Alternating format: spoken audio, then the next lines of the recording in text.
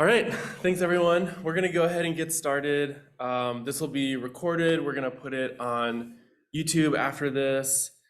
Rough schedule is that I'm gonna basically talk about the game itself. Then I will talk about the API that we're building to do AI research in the game. And then basically we have 2 hours where I'll kind of, at a high level, guide people through a couple of exercises to try and work on. And then it's kind of just time for you to play with the API. You can see if you want to make some changes to agents. You can poke around the API code if you'd like. You can just play the game to get an appreciation of the game itself. It's a very rich game. And the whole time I'll be around to answer questions. For the in-person part, happy to walk around, look at your code, anything like that. For online, I'll be checking the Gitter and occasionally the Slack and Zoom, but I would ask if you are online, if you could post questions in the Gitter. I know you have to make an account. If you have GitHub, you can just use that to sign in. The nice benefit about that is that conversation just stays there so that people ask questions, it's always there. People can go back and scroll through the chat. Other projects like the Malmo project for Minecraft uses this, and it's been really helpful for folks. So just to kind of capture knowledge and keep it over time. So yeah, so with that, let's get started. So I'm really excited to, oh my gosh. Really excited to do the ACS 2022 tutorial on DCSS-AI-Wrapper. So far we have published 2 workshop papers on the project, and a number of people have helped me and supported me and worked on the project. We kind of got started around 2018. I found out about Dungeon Crawl Stone Soup like 2016, 2017, and then wanted to use it in AI research because it's a rich game. So, so some logistics, tutorial page, if you haven't seen it already, and please use Gitter. So this is still a work in progress. Some of the development we have streamed live on YouTube, and those videos remain up. So if you have some arbitrary questions about, or if you have some questions about, how some choices were made, about things like the current PDDL model, or some other aspects, just those are there. They're not super edited, so you might have to they're longer videos, but just in case. And you may find something that is like not working, or there's like a little bug. Just post about it in the Gitter, create an issue on GitHub. All of that's fantastic. I really want to try to encourage folks to contribute in any way that they might feel inspired to do so. At the end of the day, I want this as something that other folks can use to do AI research. So what I hope you'll get out of this tutorial is learn about a new domain for AI research. Many people I know have not heard of Dungeon Crawl Stone Soup. I want to introduce you to the API. I want you to get hands-on experience using the API. It runs on all operating systems, Windows, Linux, Mac. Want to show examples of how the API can be used, and also just go over the code base a little bit. So now I will introduce the game, and Dungeon Crawl Stone Soup. Recently I realized that I might need to preface it, because sometimes when people think of video games, a lot of video games have simpler interfaces, like you may have all the buttons on a controller, and some games are, you play on your mobile phone, very, few interactions. In Dungeon Crawl Stone Soup, I believe you use every key on the keyboard. So it's maybe a little bit more like flying a plane than driving a car. So with that, so just know that you're getting into something that's a little richer than maybe some other video games you've played. So I'm going to launch Dungeon Crawl Stone Soup and just kind of do this live. Okay, so this is the Tiles version. You can download Dungeon Crawl Stone Soup to your computer. You can also run it in a web browser, which is what I'll show. I've set up a Docker. You can build it yourself. You can download a pre-made image if you'd like. You can also just play the game yourself through the web browser. I'm gonna show right here the desktop version. So it loads up. Now there's a bunch of different game modes. In particular, there's 4 game modes. There's the main game, Dungeon Crawl Stone Soup. This is procedurally generated. You can do that and also provide a game seed if you'd like. There's 5 tutorial levels you can do. There is something called sprints, which they are not procedurally generated. They're much shorter than the whole dungeon, but they kind of are designed to give you the experience of the dungeon in a much shorter amount of period of time. All right, so I'll show you the game. So when the game starts, you need to select your species. We have quite a number of options here. You can be a hill orc, a minotaur, etc. They have octopods, felids, mummies. The recommended starting class is the minotaur, and then you can have a background. So this background affects a couple things.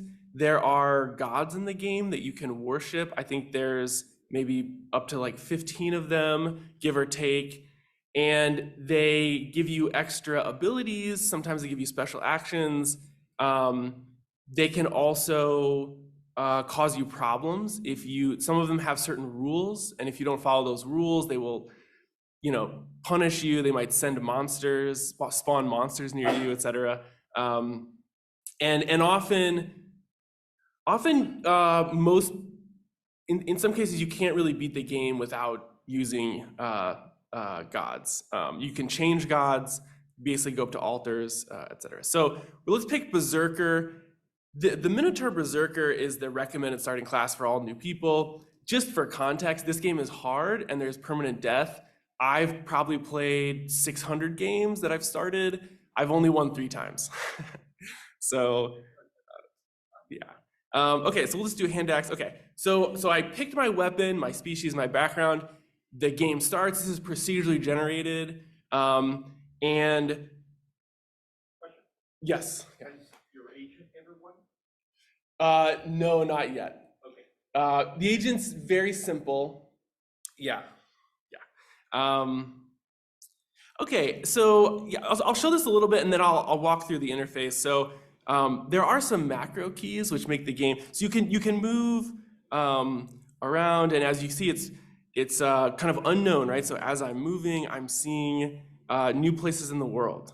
And then now I've seen, there's some monsters. Here's a bat, here's a hobgoblin, there's a scroll on the ground, there's a rock, there's a pile of stones over here I can go pick up. And then I can start to attack. So this is a melee character. There are characters with ranged, actually, there's a lot of flexibility. So characters can have ranged attacks, they can have magic attacks. There's actually more than 100 magic spells in the game. And a lot of those require targeting and careful choices. They might make big explosions around many tiles, etc.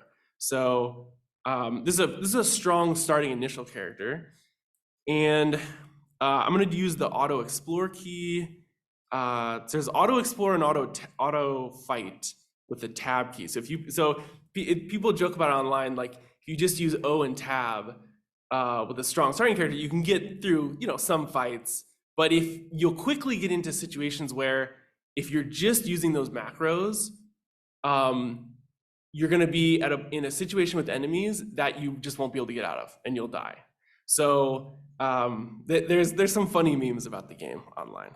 And the thing is that there are different floors. So now I've taken significant damage here.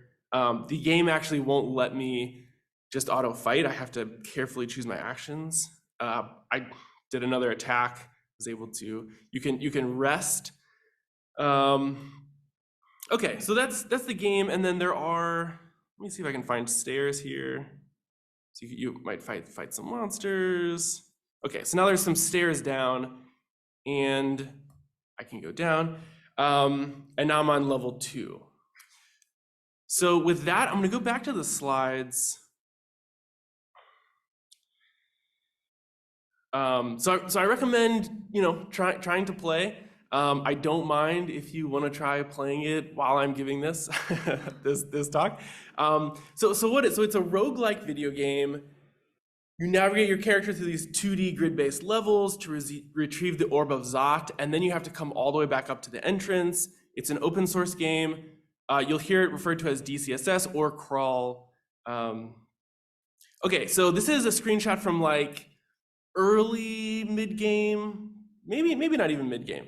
And this is all the things going on here. So in the orange in the middle are enemies. Some of these are directly in line of sight. Those tiles are a little brighter. There are also these other enemies that are where the agent last saw them, but they're a little bit darker, so you actually don't know. So enemies will move around on the dungeon irrespective of your behavior. So you may see, and sometimes monsters are sleeping, so you may see a sleeping monster or a monster, and you don't go near it. You leave and come and go explore, and then come back. It may no longer be there. It may have wandered on its own throughout the dungeon floor.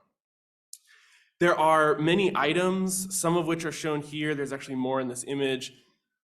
You can only hold up to 52 items in your inventory, and that's a little bit of a decision-making point, which is what items should I keep on me, and what items should I maybe leave on a tile and maybe try and come back and pick up. In the top right, you have all your stats.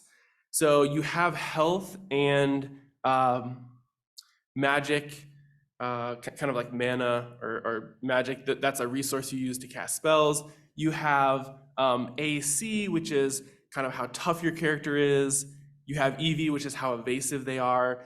EV affects being able to dodge. If you have high AC, it basically mitigates how much damage you take. And then there's also strength. There's also shield, which has to do with blocking. You can get really high shield, and then you'll be able to block ranged attacks, etc. And then there's kind of 3 core attributes, which is strength, intelligence, dexterity. Those affect different capabilities about which items you can hold, etc. Their noise is a thing. So monsters, a lot of times you'll see monsters that are sleeping. If you have high stealth, which is another attribute, monsters won't notice you unless you were to make noise, and then they would cause them to wake up or be curious and walk around. You will see little question marks on monsters sometimes. You can also make monsters confused. On the bottom left is a text description of all the events that have happened. So the game is turn-based. Unless you take an action, nothing happens. In the top right, there is a time value, which says just kind of what the current in-game time is. And this is a decimal number. So you may see 123.5 or 123.7. The reason this is important is that there's speed associated with a lot of actions. And so you may be very fast or very slow. Actually, I believe it's a snail. There's a snail god that you can worship that will make you very slow, but very strong. So it's really fun to play, but what can happen is if you become really slow, you're very hard to kill. But if you're surrounded by enemies, you're so slow that when you take one action and kind of one tick of the game occurs, all the monsters around you may get in enough attacks to kill you in that one turn. So, and the reason you know what happened in a turn is from the text description of events below. So it'll say things like, you attacked, sometimes you'll get extra bonus attacks, sometimes the enemy might attack you multiple times, and then a lot of other events will be described there as well. The game was originally ASCII only, and so the text provided context about what's happening in the world, etc. On the right, we have a mini map. Kind of showing what you've seen so far. And if you're in the desktop client or other versions, you may see your inventory to the bottom right. There's a lot of menus in the game. So if I press I can see my inventory. Right now it's really small. I have 5 items. If I press M, I can see my skills. So this is a really crucial part of this game, is that it's hiding some of them, but if I do Shift if I do Shift 8 to press the star key on my keyboard, it'll show all of them. It'll expand them. These are all the skills you can train. So basically, whenever you kill a monster, you get experience points, and those experience points are automatically allocated based on the percentage here to the particular skill. And then aptitude has to do with kind of how quickly your character will learn that skill. So this is one reason why you would choose certain species. Certain species are particularly good. So it's like, this character is terrible at magic. So if I wanted to learn, necromancy or summonings or fire magic, it really would be way less efficient to try and learn magic on this character, because I'm a minotaur versus maybe like a type of elf. And this is something that players have to learn to be able to win the game. And often there are questions people ask online about this to basically make sure, so you can get into a point later in the game where your skills are not trained in such a way that you can just survive certain monster encounters. And I think this is a particularly hard problem for AI agents, because the choice of this, you may not realize the effects of these choices for thousands of turns later. Okay, so it's a lot of details. 4 primary game modes. In the browser, you'll see the game modes like this on the bottom. So it'll say play trunk, which is the default game mode. Custom seed is trunk, but with the seed, and then tutorials and sprints. Picking your starting character. If you press the question mark in the game, it'll pull up the menu of all the actions. And so I'll just go over these briefly. So melee, movement and melee attacks use the same keys. So if you press a number key, so if you're on a laptop right now in the in-person and you don't have a number key, this YKUHLBJN, this is how you can control the character to move around. So for, Y moves you north, west, like the 7 key would do. It takes a little getting used to. But anyway, moving and attacking is the same key. So if there's a monster in the tile you're about to move to adjacent to you, instead of moving there, you'll attack them. And if you kill them, you'll just kill them. You won't kill them and then also move into the tile. You'll have to do it again to move into the tile. Magic, if people have questions, I can explain how magic works. Won't just go into that for now. Resting, so you can wait a turn, and waiting heals, your health will automatically come up. And so if you want to rest until your health is rejuvenated, you want to press the 5 key. You can open and close doors, you can go up and down floors, you can examine everything. So this is another important point in the game. Let's do some auto explore. Every tile, so this is also really interesting from an AI perspective, every tile has the ability to be sensed without causing any time to pass. So if you are playing the game and you press X, you enter this observation mode. And I don't know if you can really see it, but on the bottom left, there's a description of every tile I'm looking at. So right now it says the floor, now it says a rock wall, and then if I go here, it says a giant cockroach, and also the floor. And if I go all the way up here, so here it tells me I can't see this place. And if I go here, I can't see that place. There is a stone staircase leading up. So I've done some previous research looking at how agents can be careful about how much sensing they have to do to achieve their goals. This game sensing is a big deal. So often, humans will do this to figure out what's going on before they start to take some action. So what's great is when I do this, the game doesn't progress. Time is the same, it's 457.1. So I can look and observe and collect information and plan without advancing the state of the game. And humans will often do this, and they'll even pause and post online. So to get advice from more experienced players. So that's basically sensing actions. Right. There's also, okay, if I press X, I go to the cockroach. If I press Enter, no. How do I do this again? Yeah, so if you're on any tile, if you press X and you're on any tile and you press V, you will describe that item. So now I have a lot more information about this giant cockroach that's a couple tiles ahead, in front of me. So there's an English description, a big brown insect that makes a nasty hissing noise. It even tells me roughly how much its max HP is. It's about 5. It says AC is a single, plus sign, which means its kind of toughness is not very high. Its evasiveness is a bit higher. It even tells me that the axe that I'm holding, I have a 41% chance to evade. It has a 41% chance to evade my hand axe attack. And it even gives me some contextual information. Yeah, no. Did this inspection cost the agent time? No, it doesn't cost the agent anything. Yeah. And it will even tell me it looks easy, it's susceptible to poison, it's fast, it's very small, and it can bite me for up to 2 damage.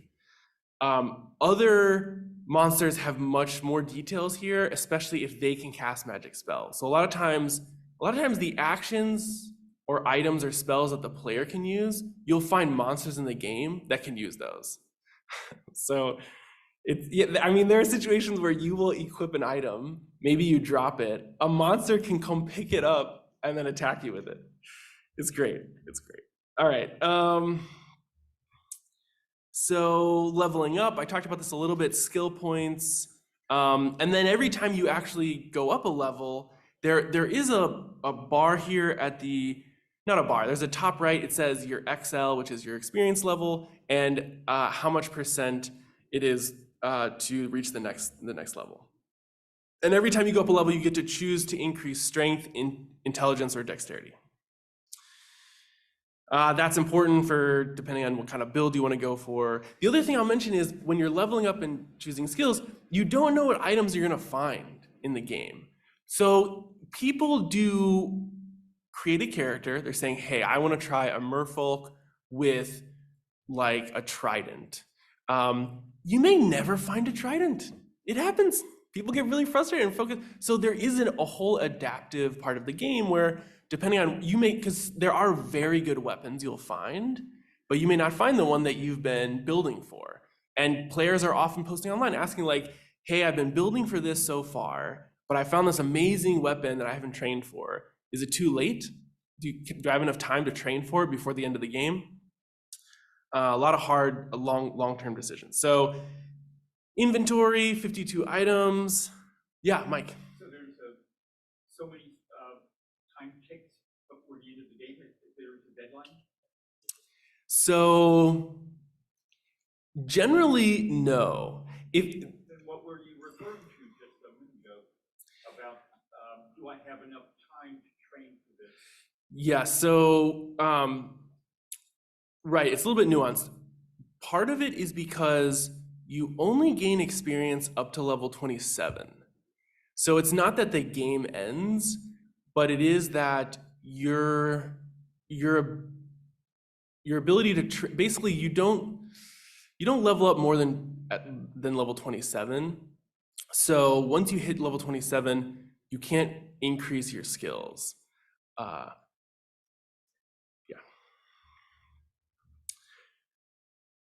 Now, there's some nuances to that, people who are very familiar with the game, but I won't go into those now, but if you want me to, I'm happy to. So combat, well, let me go back to inventory. So there's a lot of different types of items. There are items that you can equip, weapons and armor. There are consumables, which when you use them, they are gone, one-time use. There's scrolls and potions, both of which, until you use them or you read a scroll of identify, you don't know what they mean. The name of it is scrambled, and it's not even consistent between games. So the scrambled name of a potion in one game will be different than in another game. There are strategies about when you should try to just, and some of them are bad. Some potions can cause you big problems. Potion of degeneration or mutation is particularly rough. People try to avoid those. So combat, main activity of the game, many different play styles, melee, spells, hybrid. There's summoning. You can raise creatures that have died. You can summon new creatures. You can, enslave other creatures to fight for you. You can play a very stealthy backstabber. You can be pure anti-magic, just a berserker, and you can do ranged combat. It really is quite rich. So I want to give an example of a difficult combat situation. So this is actually taken from the subreddit. The subreddit's a pretty nice community. It seems like there's at least a couple thousand people. They post, funny memes, questions about difficult situations, looking for advice. So this is a situation where the player's up here, and there's these two smaller drakes here. And there's some poison cloud gas behind the agent. So this will disappear in a couple turns, but if the agent were to walk into it, they would get poisoned. And then down here is kind of a special monster, the 27-headed Lernian Hydra. Hydras are particularly nasty monsters in DCSS. If you do not have if you have a bladed weapon that does not have fire on it, when you attack a Hydra, you'll cut off one of its heads and two will grow in its place and it will get stronger. So you can feel very strong and then fight a Hydra and just die and be like, what just happened? So this person got here and they asked Reddit, what should I do? Many different solutions were recommended by players. The one that so some players looked carefully at the player's inventory and saw that down here, it might be too small for you to see, but they actually are holding a Phantom's Mirror, which is an item that you can use over a couple periods of time. And it basically allows you to summon a copied version of a monster that fights for you. So that was the solution that the player ended up taking.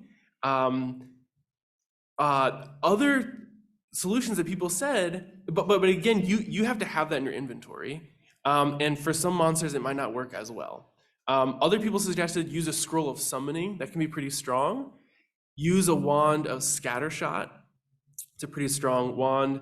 Some people said if your AC is high enough and you have a mid-tier weapon, you should probably be okay to just fight it directly. And then there's somebody said you should quaff an invisibility potion, run north, and do a wall jump boost to get some speed. And then run away. But when you run away, you have to say, how fast are you? There are monsters in the game that are faster than you. Sometimes there's a swarm of monsters. Bees are the worst. Oh my God, I've died so many times with bees. It's terrible. They poison you. They move like 4 times as fast as you. And it's one of those things where if you turn a corner and you see a bee, you pretty much have to learn that there's going to be other bees nearby, and that's where you want to carefully choose to go fight in a hallway where you can fight them one-on-one, etc. So combat is really the name of the game. The dungeon has a big map. So there's more than 100 levels. The way the game works, that some of these levels, usually at the end of some of these branches, have what are called runes. So there's 17 possible runes in the game. You need to pick up at least 3 of these, any 3, to be able to enter the Zot area, which is how you win. If you get into the Zot area, you pick up the Orb of Zot, and then you try to run up the dungeon while all these crazy monsters spawn, and try to run up before they kill you. If you get to the top and you leave with the Orb of Zot, you win. what a lot of players do is if they feel their character is strong, they'll try to get additional runes. So you'll see people posting online like a 7-rune game or a 15-rune game is really popular. So that's kind of an open-ended question, right? And maybe this is a place for metacognition. Can an agent have a good enough sense of how strong it is to be able to predict how far it could go into the dungeon without dying? So there's also 2 infinite realms. These are kind of wild to play. So the map shifts as you move. Walls will appear and disappear. And I could even, I'll even show one really quickly. Because it really is. So I'm going to delete this character and let's do dungeon crawl. And I think if I do,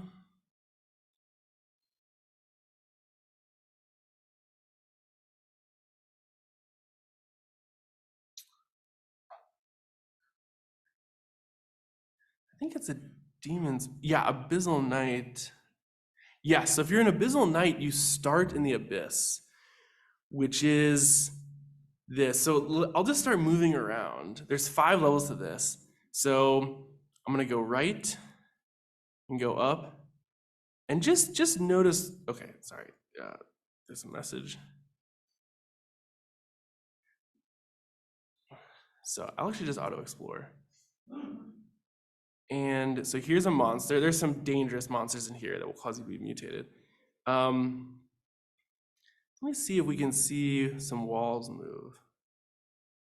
I may just die. Yep, I'm about to die. Okay, I died. Yeah, the abyss is difficult. So, but anyway, if you get there, you'll see that you'll take a step and walls will disappear and reappear. There's also the Minotaur, or sorry, not the Minotaur. There's some levels called the Pandemonium. There's a strategy about which runes are easier, and there are some random branches. So depending on the game, you may not even be able to go to certain branches. So the spider lair versus the snake pit, only one of those will be chosen when the game is generated. So you'll either have to deal with spiders or snakes, nagas, but you won't actually have both levels. So that's the game. And how are we doing on time? 9:37. So now I'm going to talk about DCSS as an AI challenge problem. Just some things for those, from an AI perspective. So actions and events are stochastic. Melee attacks may miss. They may hit for partial health. They may kill a monster. There are non-state changing sensing actions that you can take. So you can spend real lifetime, and you can take actions on the keyboard to observe what's happening in the game, what's going on around you, but it won't actually advance the state of the world in the game. It's partially observable, but it's even kind of a stronger sense of partially observable than you get in other places because you don't even know what's around the corner until you can see it or you can explore it. The line of sight is 7 tiles in all directions. It is a procedurally generated world. If you provide a seed, then that keeps the generation the same, but just know that I think there's some custom randomness functions that random generators that the game developers built. So if you take, I think precise replays throughout an entire game for a specific seed may not be repeatable. The dungeon, I believe, will be regenerated in the same way. There may be some choices about actions or other things that, so just something to keep in mind if you want to run experiments, deterministic, yeah, Ben. So like what you're saying with the random seed is the initial world state would be the same, but like as it progresses, monsters might move. So yes, I'm not sure exactly where the difference occurs. I believe the dungeon will be generated in the same way. And yeah, you may get the same monsters that start in the same tiles. Maybe it's combat. I haven't investigated this fully. So that's Yeah, that'll be interesting. If you want very controlled experiments, doing the sprints or making custom levels, which I'll explain how to do a custom level, and that can be one of the exercises. You can use that to have more careful control, because then you can have it be exactly the same every time. It's a complex state space. So basically, to win a game, you essentially have to visit, at least 70,000 tiles. You'll see thousands of monsters and items. There are more than 650 plus types of monsters. So that means that there are 650 types of monsters. They all have different attributes, different abilities. There's more than 100 spell and melee action types. Because some of these require targets, the grounding on the number of grounded actions you can take is over 5,000 that are possible. And of course, there's permanent death. So the game's brutal. You saw me just die here trying to go into the abyss. So state space, if you look at kind of the whole world for a 3-rune game, the number of states across all these levels is quite big, much bigger than StarCraft and Go, just with some of these assumptions. However, in this game, you probably only really need what's on the screen. So the API will give you all this information about the whole world, but most of the time you can reason with, it's not always true, but a lot of the time you're only reasoning with information on the current level. There are times when you're thinking about how you want to prepare and which branch of the dungeon you want to go into. So there's some reasoning about which levels you will go, etc. But I think naive approaches that model in all levels as one state would see, it's a really high state space. So this is something we have to manage. The action space complexity, there's 50 action types, there's 24 directional move actions, there's some variations on that I didn't go into. There's some macros, there's resting actions, there's a lot of item actions, firing a missile, equipping armor, evoking a wand, and then there's doors and stairs. Players can learn up to 21 spells at a time. So for a spell, there's can often be up to 225 targets for a spell. Usually you select which tile. And so we can get up to 6,700 possible instantiated actions. I think DSS could be a good AI challenge problem. That's one of the reasons I really want to, try a whole bunch of AI techniques. I think it's good for testing a lot of things. I think it's a good goal reasoning challenge problem. You have achievement goals, maintenance goals, and because the knowledge is so rich, you really have learning goals. Humans don't even keep up with the wiki because there's just so much information. Partly also every year, the developers make some significant changes. So it's an evolving game, very active community, and that makes it fun. So for example, in older versions, there used to be food. Food is now gone. If you have an idea for a god, you can submit it, and they will consider adding it to the game.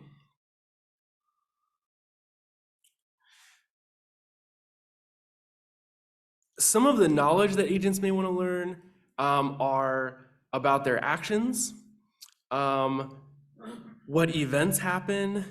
So for example, if there is a fire cloud over water, it may produce steam, and steam can hurt you and other monsters. Also processes, so the rate at which health regenerates is different for different characters. And damage from your actions changes as you get stronger. There's a lot of strategy knowledge, bees travel in groups, and it's often easier to kite enemies. So that covers DCSS, and now I want to go into the API. So, and then this is short. We'll wrap up here in 5 or 10 minutes, and then happy to talk to folks getting the API up and running. So to create an agent, it's really straightforward.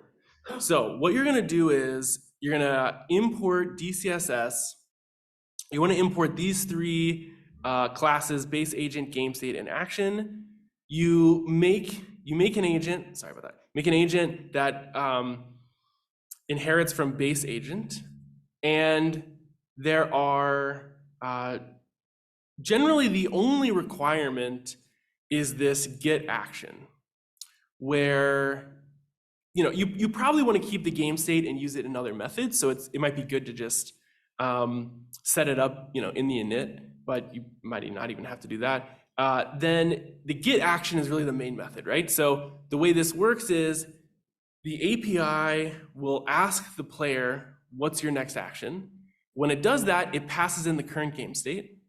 Then you choose your action. So this is where we're going to do all your reasoning, all your planning, all your processing. If you have a cognitive architecture, maybe you replace action is equal to, midka.getNextAction or soar.getNextAction or something. And then you just return that action. And so the game API is set up where it'll just keep asking you that. When you want to run an agent, there is a configuration that you can set up. So there's a default one, and then you can just modify it. And I'll show some examples of agents in the API, but you can just modify this. So if you wanna, the default one might be set up for the main game, but let's say you want to do the tutorial, you just change the config game ID value to tutorial web trunk. You can look into the config to see what the values are. Sometimes there's extra information you need to specify, like which tutorial number, because there's 5 of them. You can set things like the delay here, whether you want the game to automatically restart when the agent dies, which is helpful for experiments. And then basically you just say run. You create this website game and you just say run, and off it goes. So let me just demonstrate that.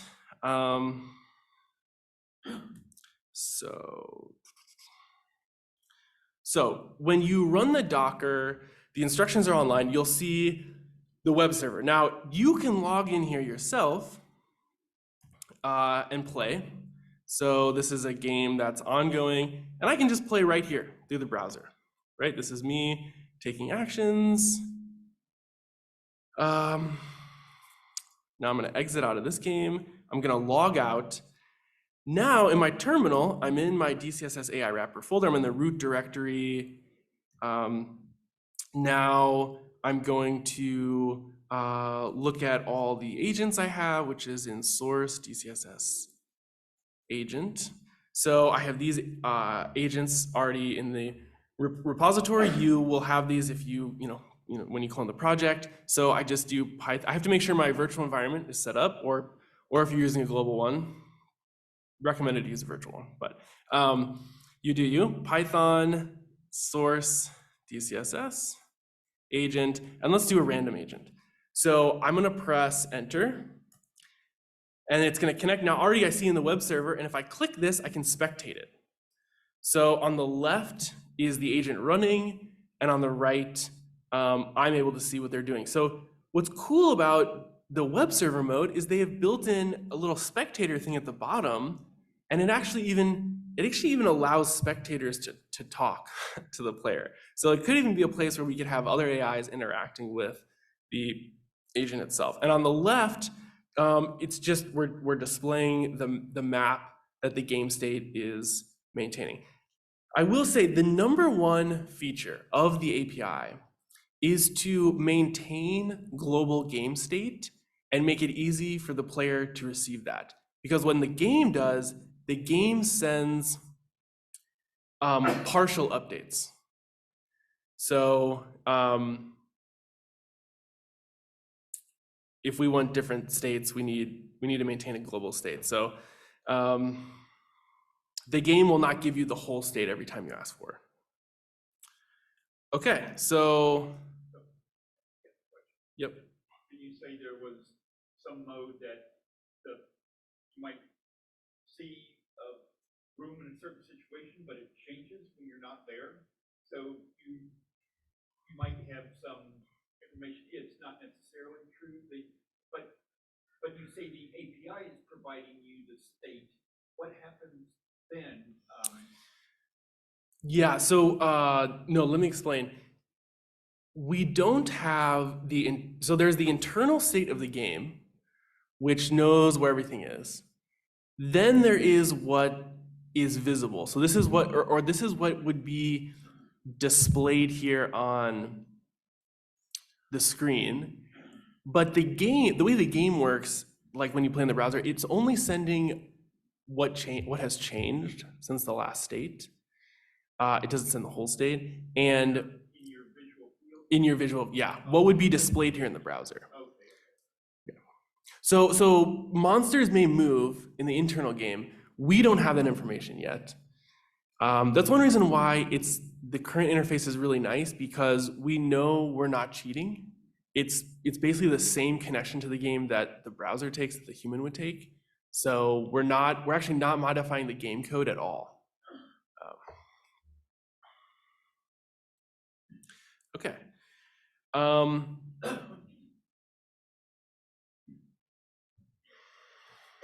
So let me go back to the talk. Okay, so now I want to go through like kind of what the source code looks like.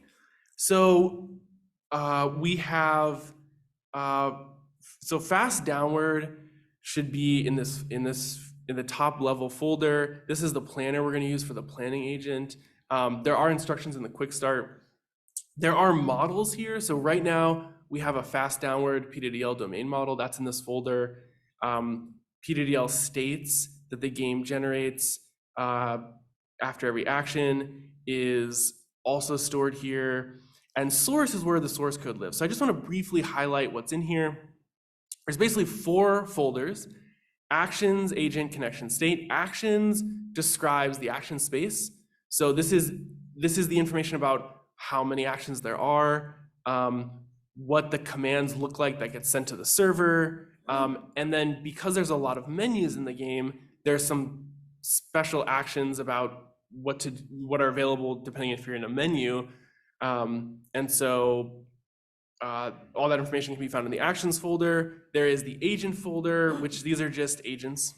What I want to show quickly is, so if I go to the random agent, so this is just like what I had on the slide.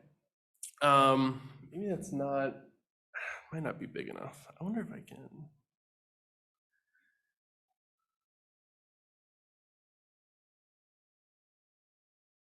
Will this help? Yeah, great, awesome. So this is the random agent, and it was running pretty fast. That's because I set the config delay to 0.1. Yeah. So, how can I exit this? Nope. Okay.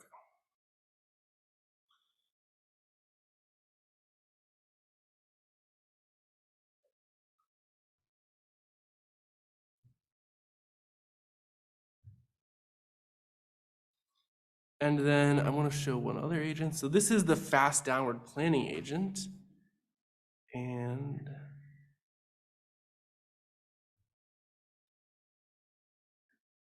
what I want to show here is just that, so the get action function right now is a little more complicated. We are getting the current game state. We're running some code to go through all the cells and construct some data structures that we're going to use for reasoning. We're going to check to see if we're in a menu. If we're in a menu, a lot of the keys won't work. We have a limited number of interactions we can do. So we're just going to make sure we always take one of those available menu actions. And right now we're just taking the first one, which you wouldn't want to do, but this gets us out of the menu. Sometimes, so when you level up, you will have a choice of increasing strength, dexterity, or intelligence. Nothing can happen until you make a choice. So this actually would block agents if you didn't have this. So this just helps us get through that menu. Then we do some goal selection. So this is fairly primitive. There's basically the agent choosing to attack a monster. go down some stairs, open a closed door that it's seen, or just explore and try and reach somewhere new. So to do this is not fancy at all. We basically have a goal, which is a PDDL fact that we want to reach, and we have a type of goal, which just helps us know when we're changing kind of goal priorities. And then we call this function, get plan from fast downward, with our new goal. And then we take the next action of the plan and we return that. And then if for some reason something fails, we take a random movement action. So there's some decision making here that's just going on, just written in Python code. If you had, a reinforcement learning agent, you would instead basically call the policy.get. You give it the state, ask the policy what action it should take, and then you would return that action here. So with that, I'm going to, let me just finish talking about the code, and then we can get started working on exercises. The connection folder has the connection that talks to the web server. This Autobahn game connection class basically has all this logic about how to transition from logging into the web server, etc. It's taking care of a lot of things behind the scenes. Config.py is where you have all those settings, so that's worth showing. Let me show config.py.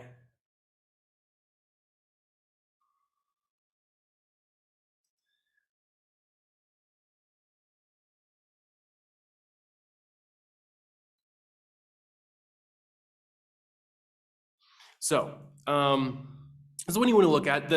This top part is, these are what you use to log into the server. So I've been using the name Midka as the agent name and password because you're running this locally. You don't have to worry about good security. I don't think anyone's going to try and break into your agent's account.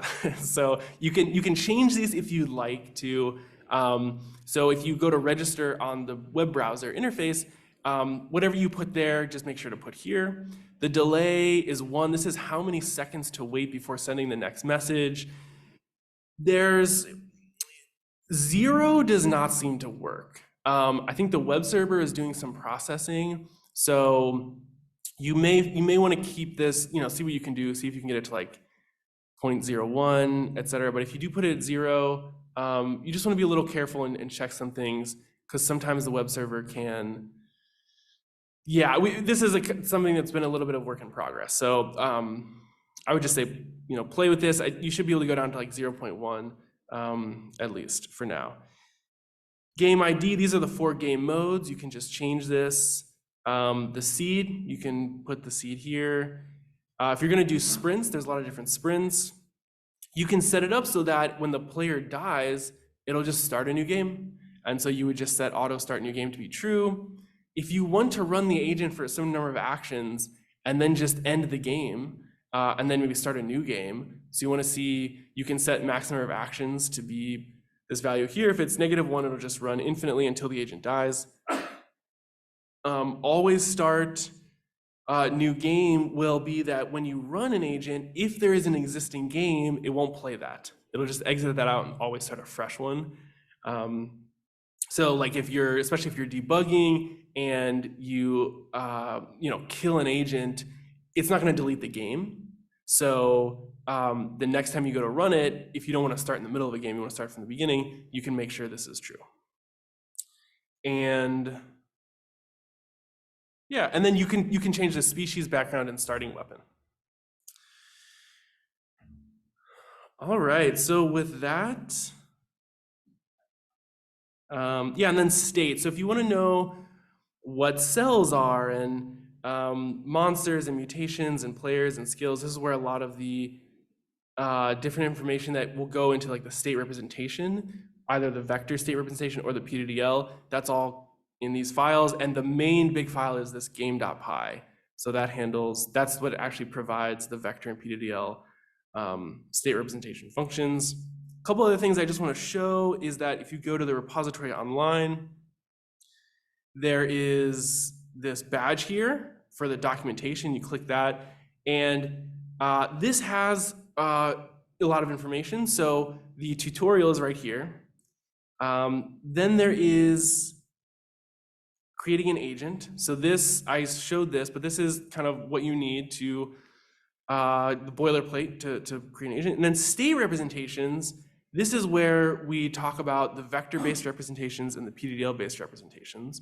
So the vector-based representations are basically done, although we haven't thrown a lot of RL agents at it yet. So we may discover some things, but for the most part, those functions are implemented. The PDDL-based representations there's a little bit more work we need to do there, but there's enough to basically take actions in the game, like movement actions, etc. The fast downward planning model we have right now, we need to refine some of the actions like picking up items, etc. That's kind of next on the list. But yeah, so, and then I guess just to wrap it all up, I will show the fast downward planning agent, which is not too fancy, but it can usually go down a couple levels. It can fight a couple monsters and explore a little bit.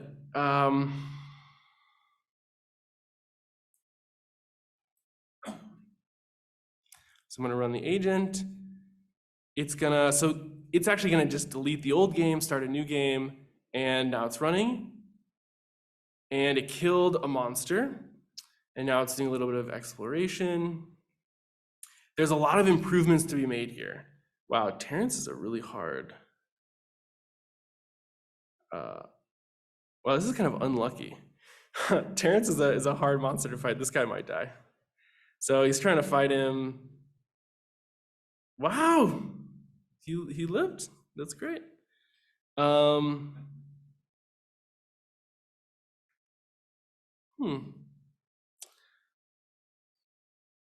that's weird. It should be choosing.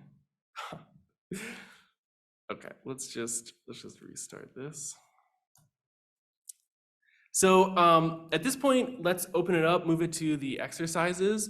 I would say try to get everything installed, do a random agent. I will actually just go ahead and check the getter. Okay, I don't see any questions posted here. So yeah, I'm happy to answer questions. And then I think in a little bit, I can go through how you would make a custom level. There is a video on YouTube about how to make custom levels. In the getter, I had posted a description of that in some of the more recent messages. But yeah, also happy to answer any questions. So I guess I just want to get a sense of how's everyone doing? Has everyone been able to get an agent running? I got some errors. Got some errors? Okay, cool. I'll come talk to you, Mike. How's it? Anyone else? Has anyone gotten the agents running? I was going to run the tutorial from the videos, but I have an error with when I try to open the database. Okay. With the very last. Okay, cool. I'll come take a look. All right, so some folks have gotten it working. A couple folks have had a little trouble. Just one comment I'll make, I put this in the chat.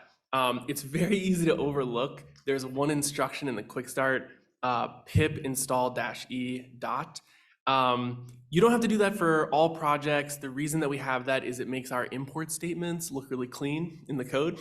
Like all the imports are DCSS dot this, so it's kind of full path. You can see where everything is. But that means that we have to do this pip install -e when you're working on the code or changing it, etc. So just one thing. And so what I wanted to talk about now is two things. The first is the human interface agent. So I'm gonna pull up that file. So under agent, there is human interface agent. And this agent is essentially a way that you can play the game as a human, but through the API. So it should work on all operating systems. I may or may not have taken the risky decision to change this last night and push it to the master. So it works on Mac. So I need to test it on Linux and Windows. I think it should work. Those are famous last words. So basically what this does is it essentially just maps input that you would press as a key press, and it's and then instead it'll send a command via the API. So I will run. It's not complete, so it's pretty simple to add. So all the commands are there, but not all the commands are here in this file. So we just need to extend this a little bit and to get more functionality. The reason this is great, this is fantastic for debugging because one, you can play the game better than a random agent. So if you need to test something that usually only occurs a couple levels down, you can make sure you can get to that place, hopefully, unless the game really hates you. So it's great for debugging, and so I'm gonna show that now, what that looks like. So it's also pretty responsive, which I've been happy with. So, okay, we're just gonna do Python human interface agent. We're gonna spectate it.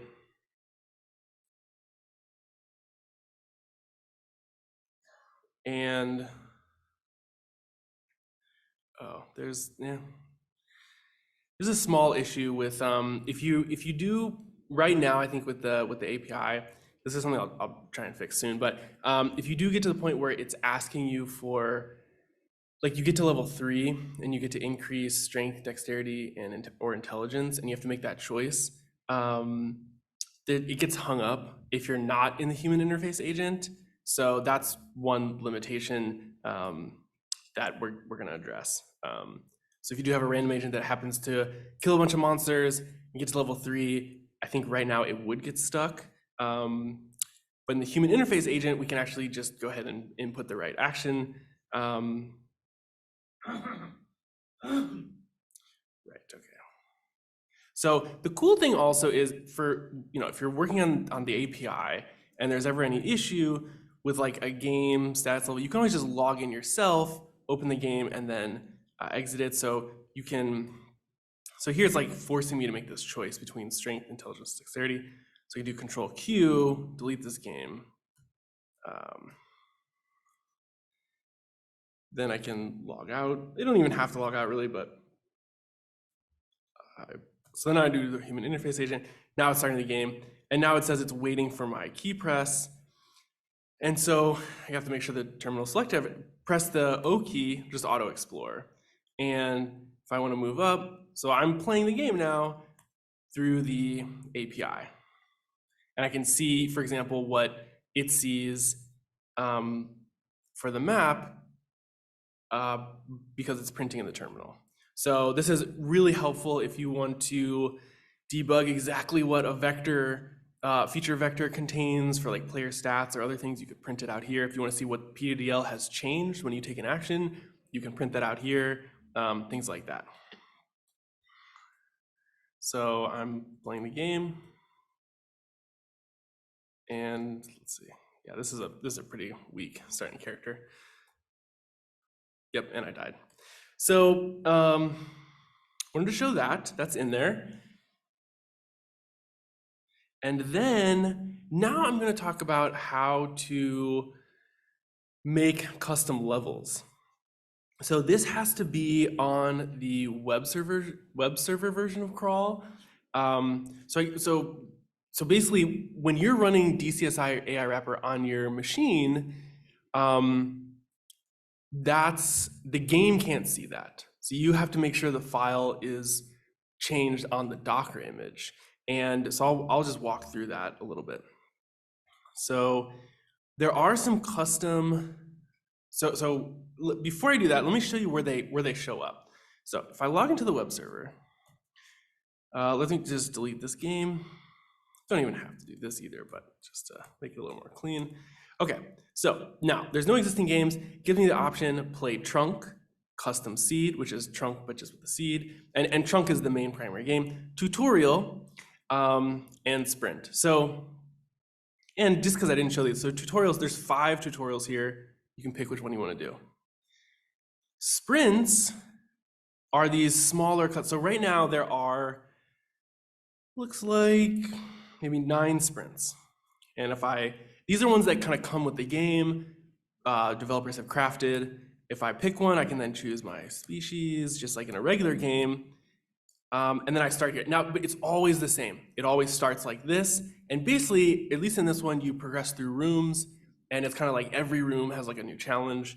And so if we go here, this, also you start with like a limited inventory. Okay, I'm gonna die. So it's just, these are tough, actually. I haven't actually tried to beat one of these.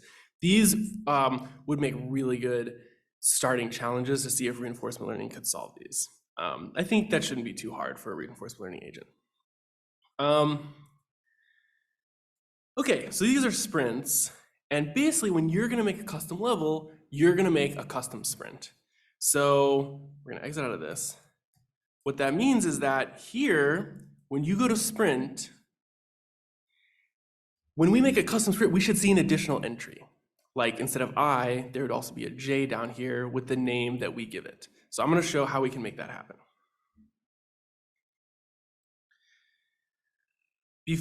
So before I talk about how we move a custom sprint over, I'm just gonna show what sprint levels look like.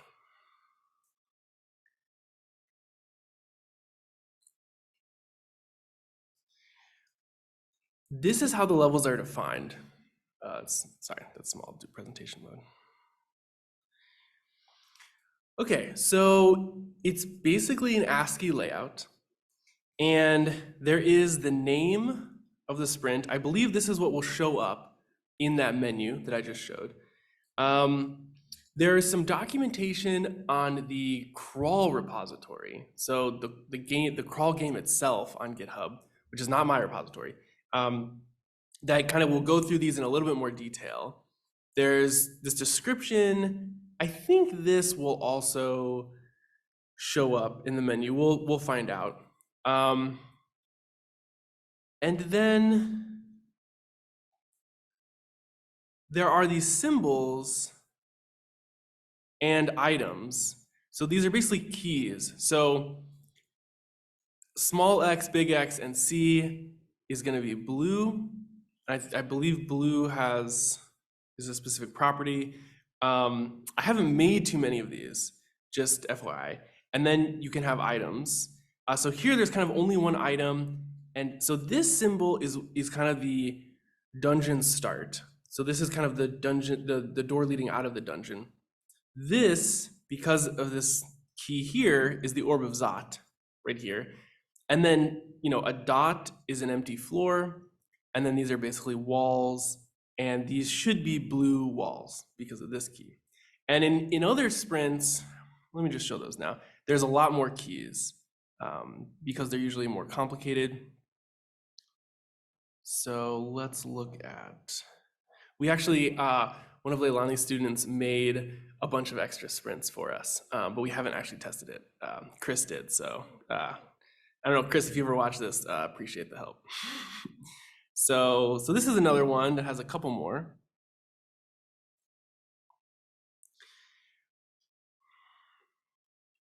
So the task here is to try to identify better weapons and equip those after you pick them up. So the walls are kind of the same, but in addition to the orb of Zot, we have a dagger. And I think there's some property here on the dagger. And then we have we have a monster. It looks like it's a big monster. It has 300 HP, which is very high in Dungeon Crawl Stone Soup. And it has the name Rathiu, which is a creative name. So, and it looks like the wall layout here from the other one, if you remember the other one, there was the open door here, there was the orb, and that was kind of it. This one has some more walls, and actually, the agent wouldn't even be able to see these other areas because there's walls blocking the whole thing. But in between, so There's the open door. There's a dagger because of this letter A that starts right next to the open door. And then this is a door. A plus sign means, I believe, a closed door.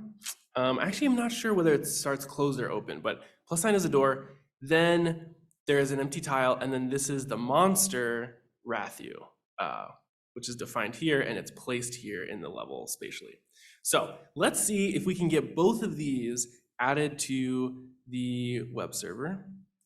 So we're gonna exit presentation mode. Okay, so what this is going to require is that we go to the running Docker. So the Docker is running in this terminal. I'm going to do Control C, kill the Docker. So you saw that it says here the server is shutting down.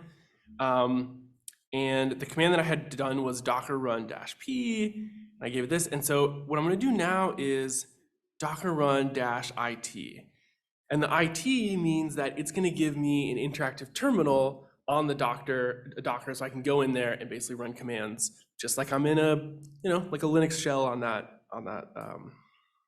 Okay, it doesn't like that.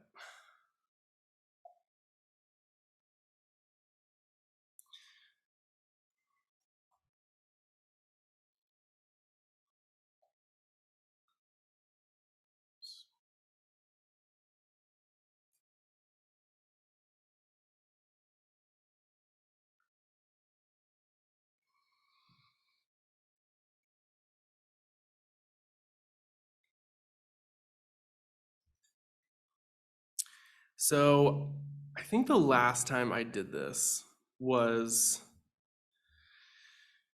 last time I did this was on, I don't think I've tested with the new Docker. I have a new Docker build file.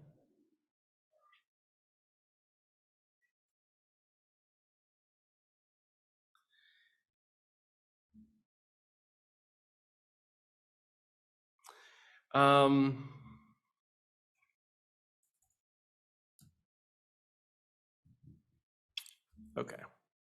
I might spend a minute seeing if I can get this to work. Sorry.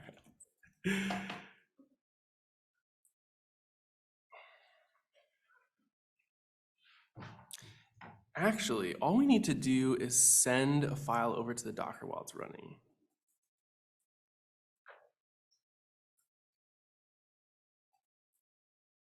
So I actually think I have something in the documentation about this.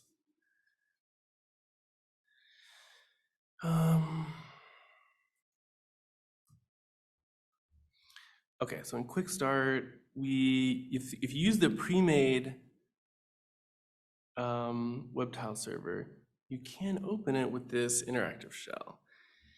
Now, when we build the Docker from scratch, we don't have to do, I wonder if we can just, so part of the reason here that this is a little different is because if we go to the Docker file, the pre-made Docker will not automatically, it won't run. But in this Docker file, we have a couple commands that just say to go ahead and run the web server when you run the Docker. So what we could do is if we just commented out this command, we rebuilt the Docker, then we could do docker run -it and it would spawn a terminal. I think it's not doing that because when we do docker run, it's like running this other command. So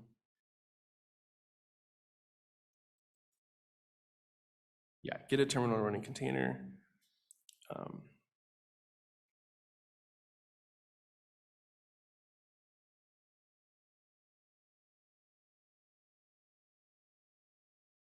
Okay, so let's just go ahead and run this container again, like we do from the quick start instructions. So the web server is running. Now in a new terminal, I'm going to see if we can get in there, docker exec -it. and my container. Let's see if it's that same ID. It might actually be a different ID. This might be the image instead of the, is this gonna work?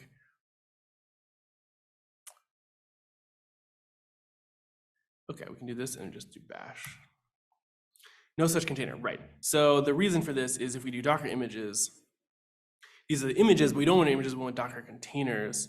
So we need to list Docker containers that are running. So I think it's just Docker container ls, is that right? Right, okay. So now we have an image name, but I think we also have, yeah, we have the container ID. So we need the container ID, not the image ID. Gonna copy that. Now we're gonna run what we ran before. But with that, so hopefully this should work. Okay, great. So now we're in the Docker. Okay. So if we do ps-e, we can see that our Python process is running. So we probably need to restart the web server. So if I refresh, so this is running. So what I can do, yeah, there's a couple things.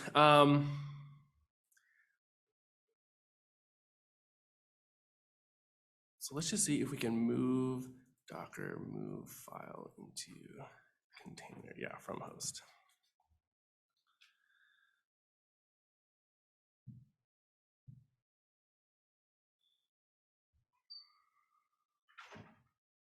Okay, so we have that hello world file, and we also have that rat file. So that's in the DCSI-Wrapper. So if I look at the path for those, that should be in custom sprints, sorry. If I look at that, the files are here. So what I should be able to do is to run this command where I do docker copy the container ID colon, and then the path. Now, the path, which I can see from here, so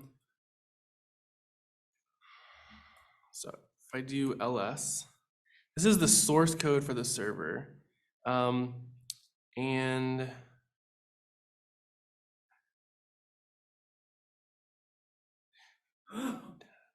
right, so this is just how the code is laid out. If I cd into dat, I can cd into dat. I don't know why these folders are named this way. This is the crawl source code.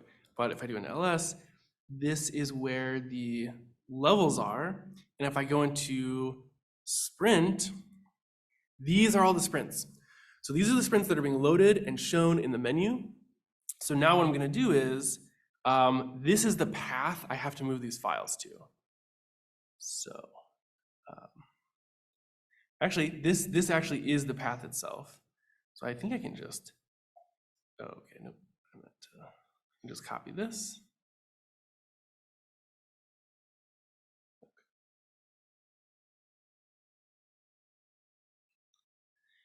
Go over here, let's do docker copy, paste. This is the destination. And then the file that I want to move over is custom sprints. Let's do hello world. So I'm going to move that over. Cannot copy a directory.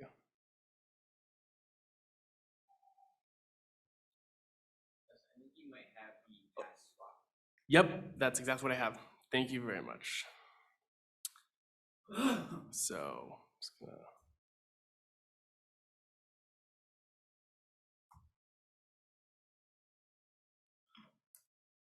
Okay, so that worked. And then let's see if we can get this rat one as well. This is the arms deal.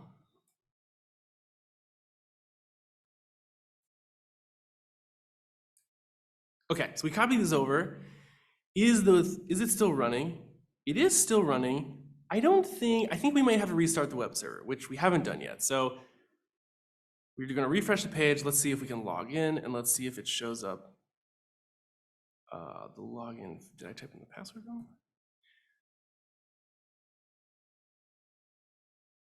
Okay, I restarted the server. I actually had to re-register again. So now, if I go to Sprint, so I don't see them here, right? We wanted to see those 2 new sprints here. So I think we have to restart the server. So what we're gonna do is we're gonna just log. We actually don't have to do anything else here. Just gonna do Control C here.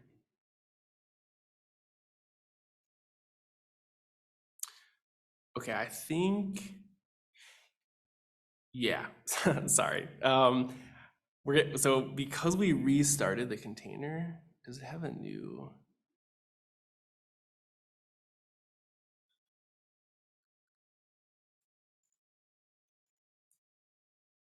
Okay, it's a different container ID. Sorry about that. Okay, we just have to change. We just have to run these commands again, but I have to change. I have to get the Docker container ID because that's generated on the fly. So, okay, so this should work.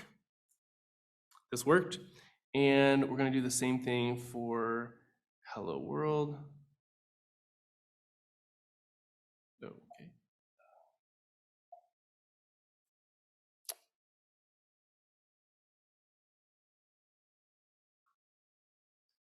But here we're gonna do.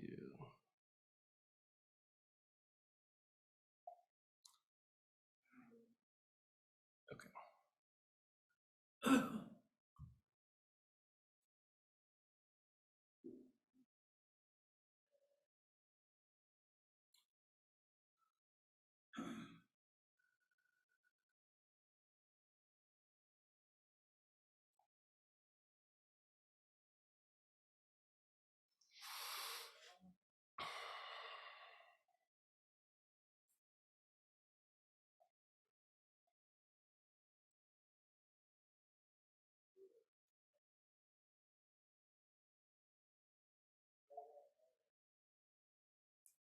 Okay, so we copied both those over. Now what we need to do is just go back here and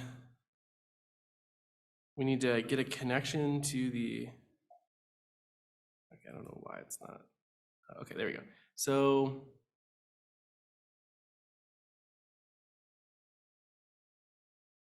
just need that Docker exec command so we can spawn a, put on there.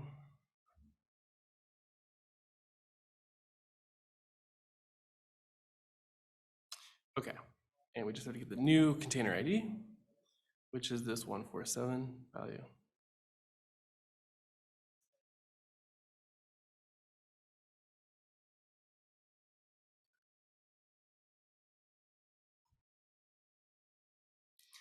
Okay, now if we do ps-e, we can see this Python, we can basically stop this process. So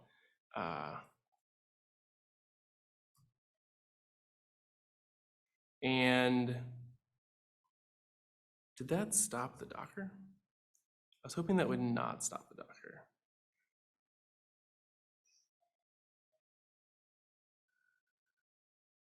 Let's see if we still have a container running.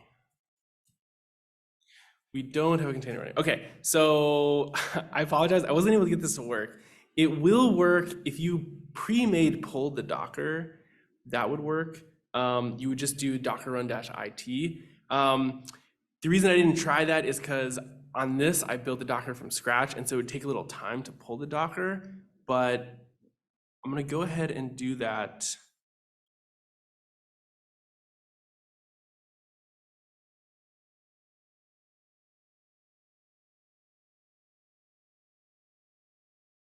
Oh, really? So someone who's, Ralph, who's joining us online says, you don't need to restart the web server, it appears immediately. So let's try this again. See if we can get this. Well, I guess actually I'm gonna pause for a second and just ask how everyone's doing. Is there anything, any questions anybody has? Or yeah, Mike. So there was this mode you showed us the first part of the tutorial where you kind of pause, the game does go, and you can look and get information down in the lower left about various cells. What does the agent see? Does it get like that text box with all the information, those lines of text in the interface, the API? Yeah, so Mike, who's here in person, has a question, just for those online, asking what the agent gets when it enters the kind of investigate mode. So to enter that mode, you just press X, and then you get this cursor, and then when you press the arrow keys, it'll move the cursor instead of, you know, sending it a move or attack action. And then when you're over a cell, if you want the more detailed description, you can press V, and it will describe, it'll pop up with that like menu. So what happens is basically in the API, we get, so it's kind of funny, we get that message directly from, so the same thing the game sends to the browser, we get to the API. There's actually even a little bit of HTML in there because it's kind of displayed, you know, nicely. It has like some new lines and things like that. So we basically parse out the HTML tags, and then some of that we extract into some other information. So for example, like the AC value for a monster might have a plus sign or might have 3 plus signs. So we will actually just convert that into like an integer, like 1, 2, or 3. And then when you get the vector state representation, or the PDDL, it'll say that there's this monster on the cell, and then it'll say like this monster's AC value is X, and it's Well, EV. you don't get the string of the text. If you get it interpreted? Yeah, so basically we're doing the interpretation. We could offer the text as well. Because, I mean, if you had an agent with NLP or language understanding, you wanted to try to add language understanding to your agents, that would be one challenge. But you get all of, yeah, in all the different things that could be all cells, there's an interpretation that the API handles, and you can get it more in a structured form than you say. Yes, yes. Oh, okay. I haven't, Compare your text understanding then to the interpreted one, actually have an evaluation pretty easy. yes, exactly. So for those online, Mike was asking about being able to have agents that are processing just the natural language directly, rather than what we're doing to convert some of the natural language into like a more structured data. And just want to elaborate there. So the text messages in the bottom left that describe all the events, those are basically stored in a dictionary, where the key of the dictionary is the turn number, and the value is a list of the events that have happened in the order that we've received them from the server. So at any time you can get, here's literally all the text messages from the game describing what's happened in order. And then we would need to add a little bit more functionality to do what Mike is saying, to basically be able to provide the original text that appears when you're getting descriptions of monsters and items and other things. That's a great question. So yeah, it's a great question. And Ralph, I just want to say, really glad to have you participating online. This is all useful feedback. I haven't done a custom sprint in a little while, so the Docker that we do in the build file is a bit different than the pre-made Docker, and so I'm not sure which one you're using.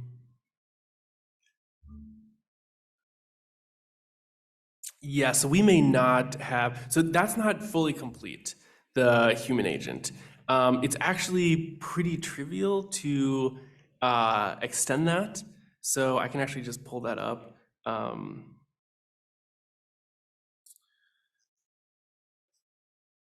So under agents, the human interface agent, if you do look at the code, you can see basically what key presses are supported. So the X, we would need to,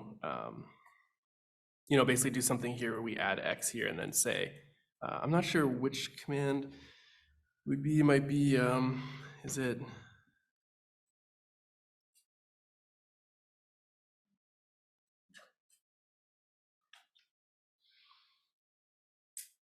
Yeah, I might have to look up which exact command enters is it investigate? I'm not sure what I named it. There's quite a lot of keys, so. Might be examine level map or examine level surroundings and targets. Might be one of those commands.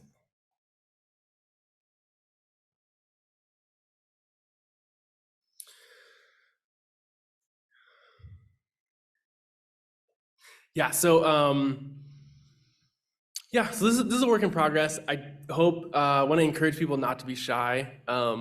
Please post any comments as Git issues in the Gitter, and we're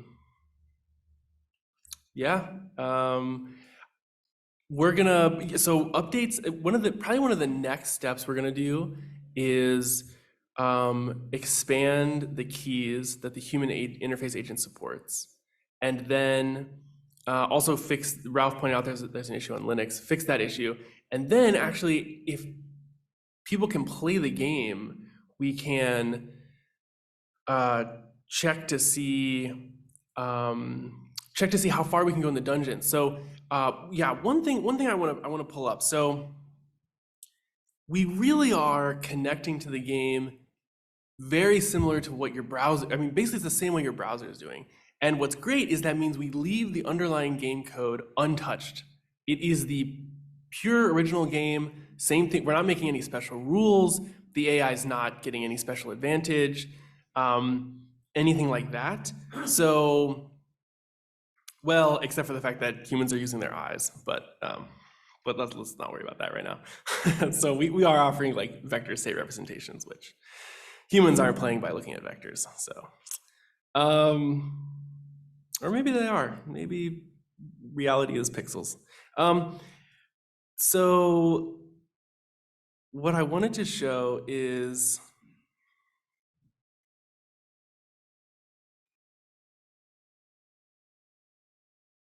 what I wanted to show is what we can use help with for finishing the API. So there are many mutations that players can get.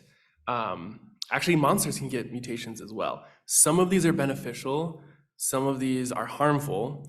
It's pretty fun. There's a specific play style where you basically try to, I think there's a god you can worship, I forgot the name, where basically the more mutated you are, the more benefits he bestows on you.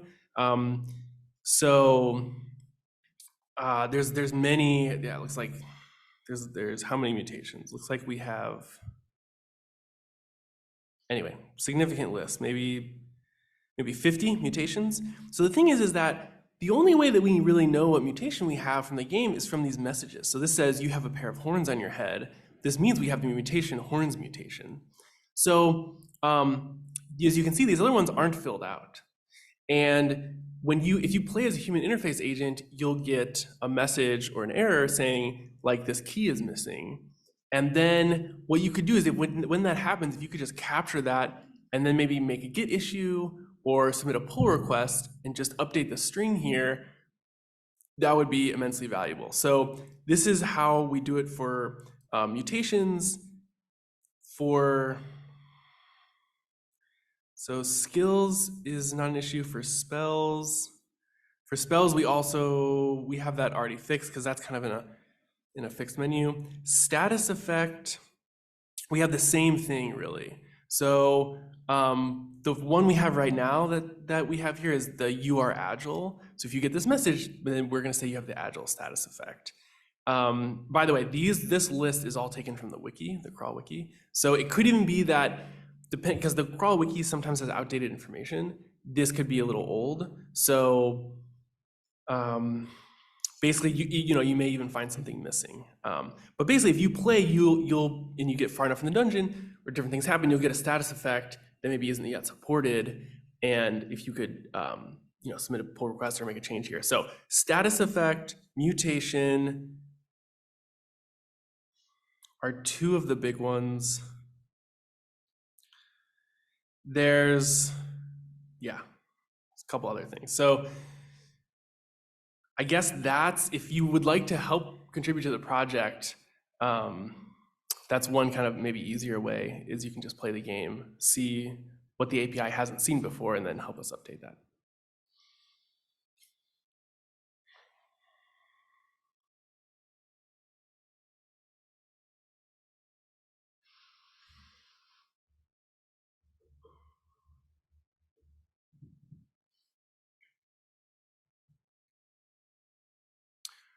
Rich, did you have any more success? Yeah, I did. I got it running.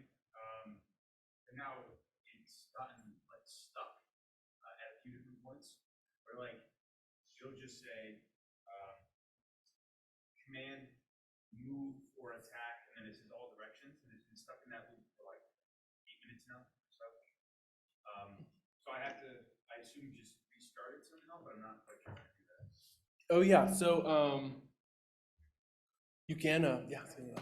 So you can, yeah, so one thing I'll say is that when you're playing crawl, if you press Control Q, and so one thing is you can kill the agent.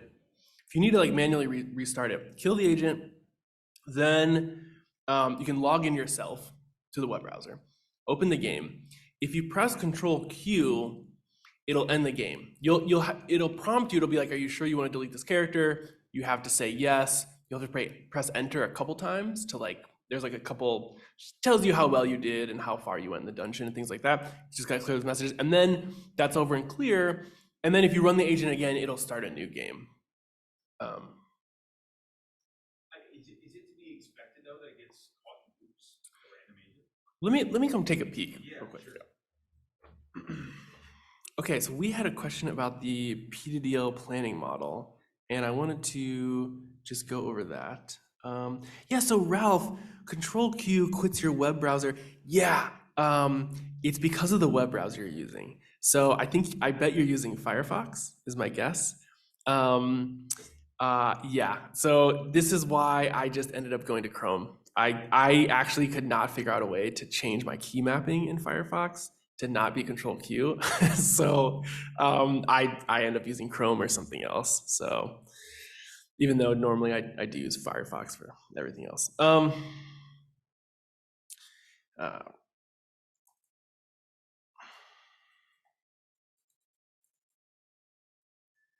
Yeah. Okay, so PDDL model. So what I'm gonna do, actually, I've mentioned this to some folks, I wanna keep this up, that the GitHub, the dev branch is where we have more things addressed, but it's not as stable. So if we go to dev, and this is one of the things I want to do is I want to merge this into master and push it. But so some things are a little more updated here. Actually, you see some of the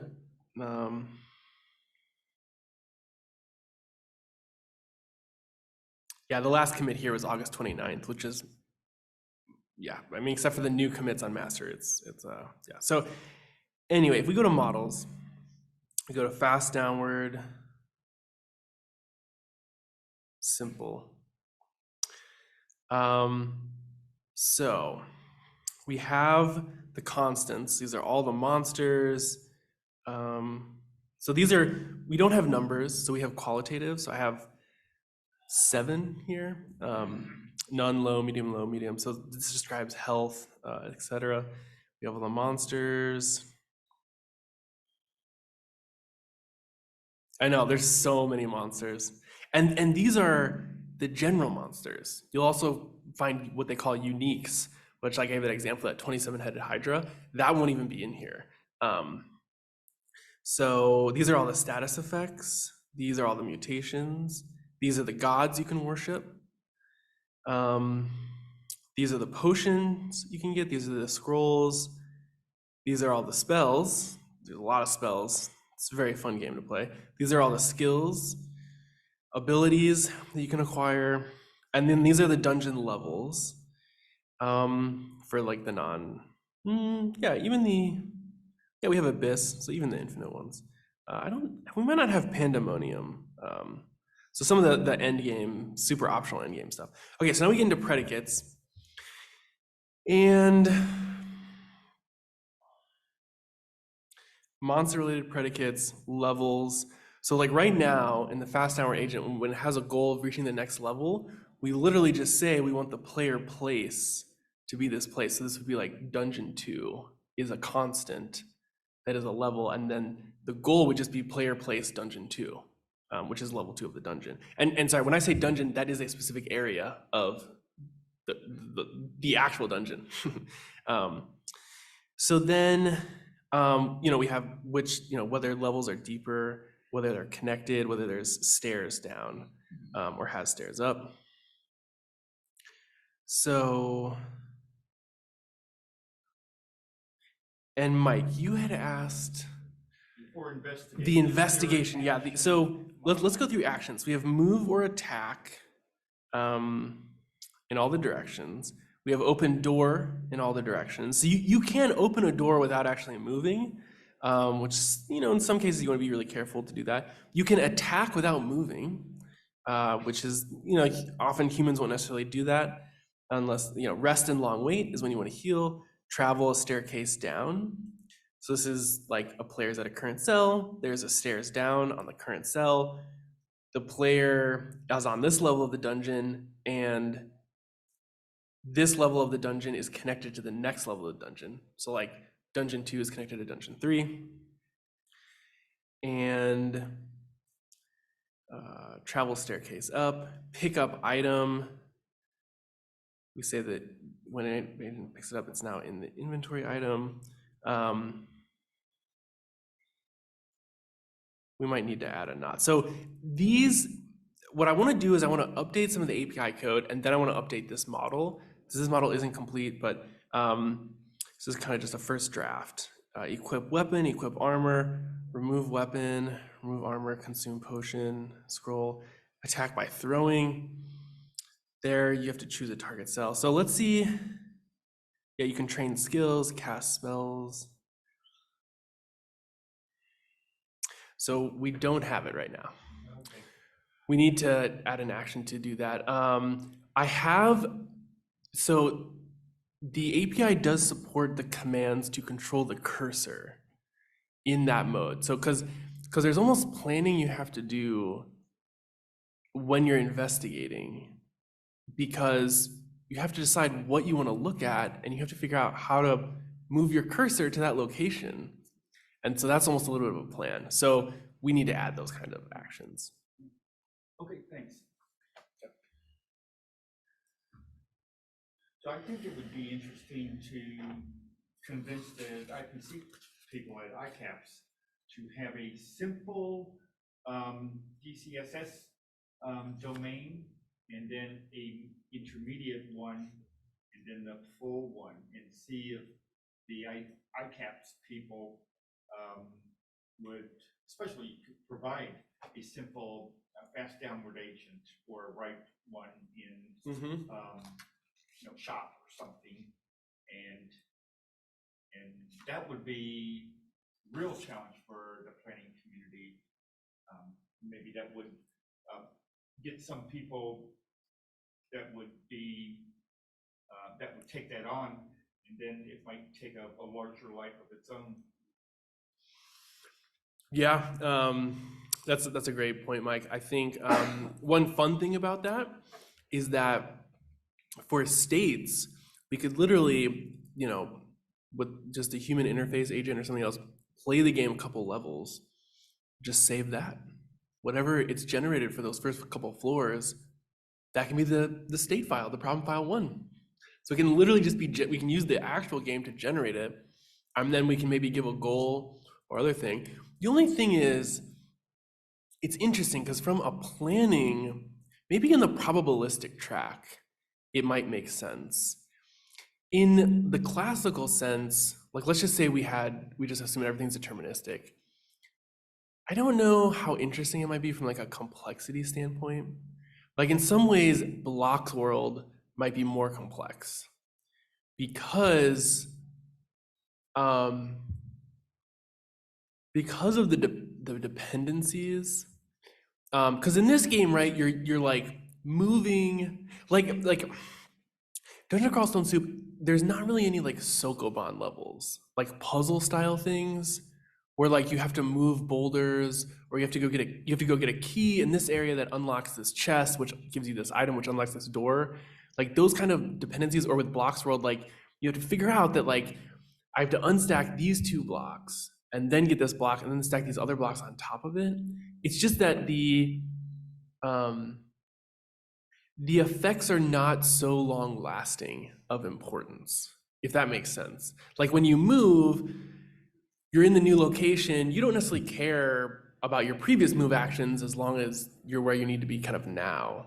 But in Blocks World, when you place the first block, when you're building a tower like 5-6 blocks higher, you still need that bottom block to be there. If that bottom block moves, that's a problem. I think about this a lot, like construction style domains versus like movement domains. And often movement navigation domains are just simpler. But from a probabilistic sense, it'd be very interesting because the agent could die if it made bad decisions, and then that's a dead end. So, and I think, Right, ICAPS, in the competition, all the problems are solvable. So in this one, they're not. yeah. It's instead, you want to see how many steps can you, how many time steps before you die. Mm-hmm. And I don't know if that then automatically makes it uninteresting to the community, to the automated planning community or not. I haven't really looked at what the planning competition has done recently. But you could imagine that you could have a one without the uncertainty, where you do get full information, and instead of having to go through the API and having all that uncertainty or unknown information that you have to search, you just have a God's eye view. I don't know if Yes. that's available somewhere. Right? Mm-hmm. No, we get, Mike is asking if we can have a full, complete view of the whole game. Yes, absolutely. So I actually don't, in PDDL, it's easy to represent. It's actually a challenge for vector state representations. I'm not sure, it's actually an open problem. Anybody who's, I don't know, listening online or anything, if you want to try and solve this technically, I don't know how we would do a vector-based representation for multiple levels. And the reason is that we have a coordinate-based system. So PDDL is just like you have IDs for tiles and it's relational. So things are defined relative to one another, but vector state representations aren't like that. So the thing is that I do not, if you were going to, like, let's just assume, so when the player starts, it's at 0, 0. And then when it moves, that's how you're kind of creating new tiles at new coordinates. And the player always starts at 0, 0, and then it goes to 1, 1, or 1, -1, or 2, 1, etc. The thing is, though, because you don't know the shape of the dungeon, or even the dimensions of like the 4 farthest corner points, there's an issue where like you would think that in a vector representation of like a grid, whatever is in the top left corner of the map, that goes in vector index 0. And then you just go kind of horizontal across in rows, and you add that to the vector. The problem is that when as you're discovering the dungeon, you don't have those absolute coordinates. So what that means is that the vectors that the agent would get over time, the information in those vectors would be stored at different indices. So if you think about For one, you could easily just have a simple domain that has only one level, but still have monsters appearing and that. But and you could flatten them out where you just take, say you have 7 levels, you just, instead of having them, in a up and down, just put them all left to right. So the same coordinate space. So at the end you could, but I think it would break maybe all existing. Actually, I don't know. This is an open question, but like,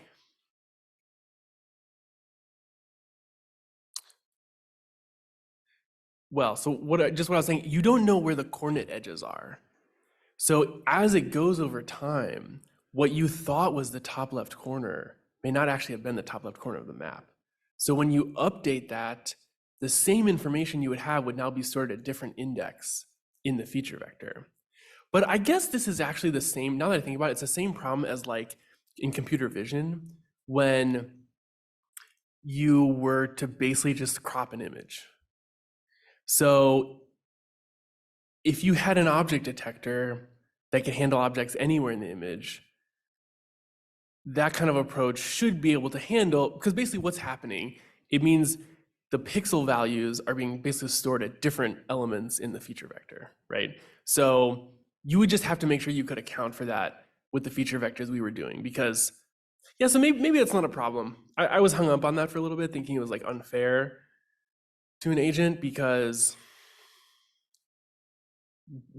like cells would be moving like different places in the feature vector, but maybe that's not a problem. Yeah.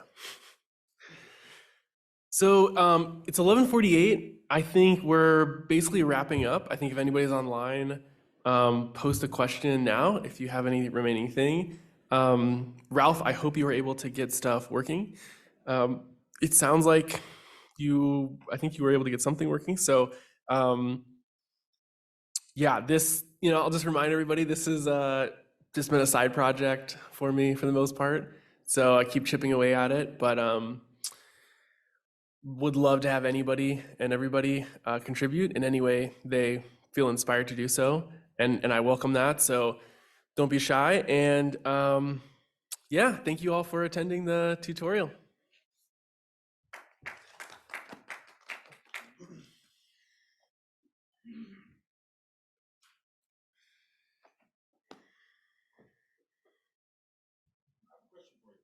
Yeah. So I'm not familiar with PDDL, but I can see like planning. I don't know how it works. Excuse my lack of jargon. Like a planning script or something to move the agent around. I can see that being really useful. So do you have any resources you can point me to familiarize myself with it so that I can use it? With like PDDL? Yeah. Yeah, that's a good. So we got a question about resources for PDDL, and PDDL is something that a lot of folks may not have been exposed to. It's a great question. So PDDL stands for Planning Definition Domain Language, or Planning Domain Definition Language. It's one of those. Yeah, shall we do? Planning Domain Description Language. That's what it stands for. Thank you. So there have been a number of variations over the years, and so the International Conference on Automated Planning and Scheduling, ICAPS, is a great place to check it out. They actually have a competition they hold on average every 4 years, where they have a bunch of different problems encoded in this language, and then people submit planners, and those planners solve those problems. So essentially what PDDL is, it's like logic. It's like a form of logic. If often, an introductory to AI course kind of covers what that looks like. And what it allows to happen is that you can perform a search over actions, and those actions have defined preconditions and effects. So if the preconditions are true in the current state, then you can take an action.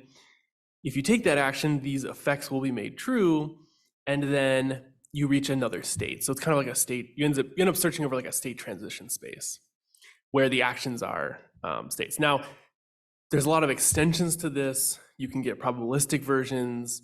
You can get conditional effects. There can be events. There can be processes. There have been people who use kind of just symbols, and then there's been the addition of like fluents and stuff. So I think, yeah, in terms of like good resources,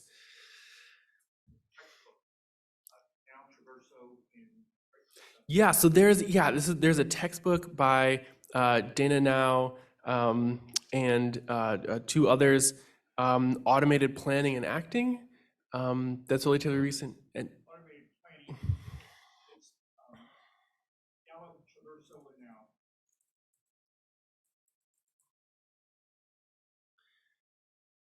yeah, so automated planning theory and practice is a fantastic place to start.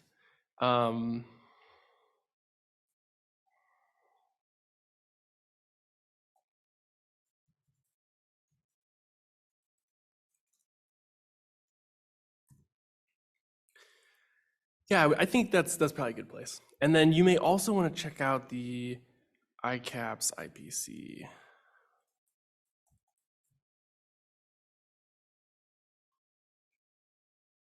Yeah, I would also check this out.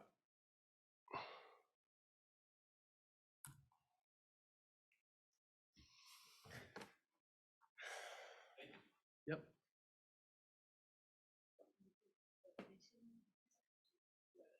It was definition. Yeah, planning the mind definition.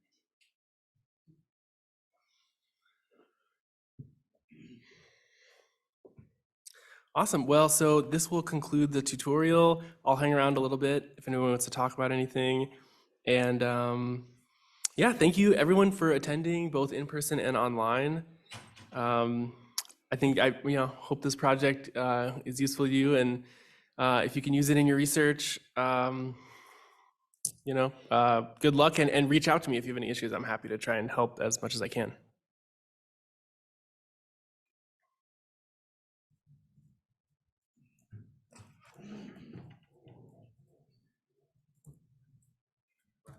Yeah.